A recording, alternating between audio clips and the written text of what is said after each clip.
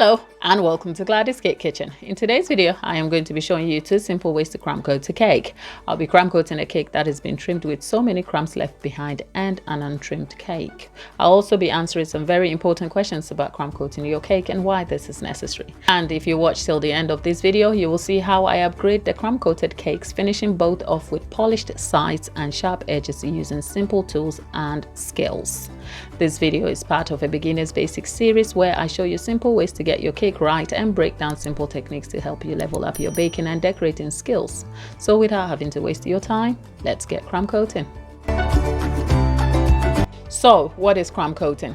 Crumb coating is the first step in frosting a cake where a thin layer of ganache or buttercream is applied to cover a cake to seal or trap in the crumbs before following up with subsequent layers of buttercream or ganache. This helps to give cakes a clean finish after layers of buttercream or ganache is applied.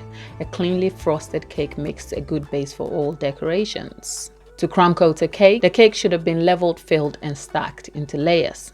There are videos linked in the description box to show you how to complete leveling and filling a cake easily, so do check that out. But over here, I have a cake that has been chilled and set. I'll be trimming the cake before crumb coating, and whilst I'm at it, the first question I always get asked is why a crumb coat is necessary. The answer depends on what you want to achieve with your cake, but crumb coating is highly recommended so you can have a crumb-free start to your cake before decorating. This cake I am trimming here will no doubt have lots of crumbs, so we'll need a crumb coat to seal in all the crumbs. A guide to trimming the cake is to leave a small gap between the card underneath the cake so this can be filled in with buttercream or ganache. Trimming done, I proceed with a layer of ganache atop the cake and spread this around the cake to ensure the ganache is spread around sparingly. Only a thin layer of ganache is required for a crumb coat. After spreading the ganache around, I go in with a scraper to scrape off any excess and leave the cake to set. And just like that, crumb coating is done with the trimmed cake. While trimming a cake may leave obvious crumbs behind, a cake left untrimmed may have crumbs from leveling, torting and general handling of the cake. So for this untrimmed cake, I will be crumb coating just so I can have a clean and even surface to work with, which leads me to another reason why crumb coating is necessary. While crumb coating is important to sealing crumbs for a crumb-free surface, crumb coating also helps to keep the cake even by filling in any unevenness on the cake surface. So like the cake earlier, I'll start with some ganache atop the cake, spreading the ganache around until the cake is completely covered, and with a scraper I'll go in to remove any excess. I'll leave the top of the cake to set with the cake and then return to trim with a knife. That is my simple hack to achieving a sharp edge on a cake. Simple crumb coating done, I'll be returning both cakes later to apply another layer of ganache for a completely covered and polished look.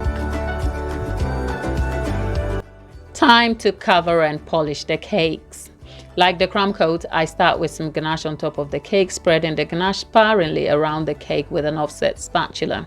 With a scraper, I scrape off any excess, repeating the process a few times until a clean cake is revealed. A good tip is to keep the blade of the offset spatula and the scraper warm at all times, and to use the cake circle underneath the cake as a guide when scraping around the cake. With the first cake done and polished, I repeat the same process for the second cake until I have a cleanly polished cake.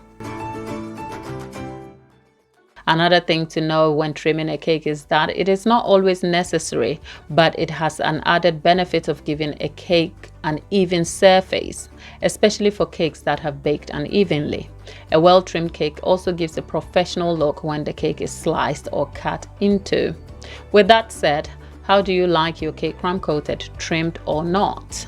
For me, it depends on some of the factors explained already and what I want to achieve.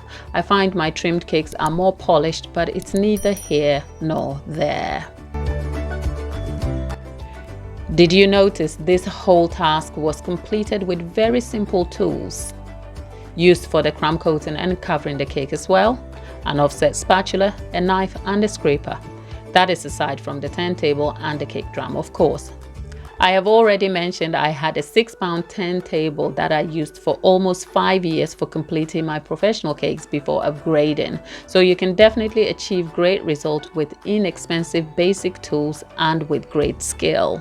The tools are listed in a video linked below, and for more videos on leveling and filling a cake with basic tools, check this video right here, and do check out the playlist next to help you level up your baking skills. I'll be back next week with more videos for you. Thanks for watching.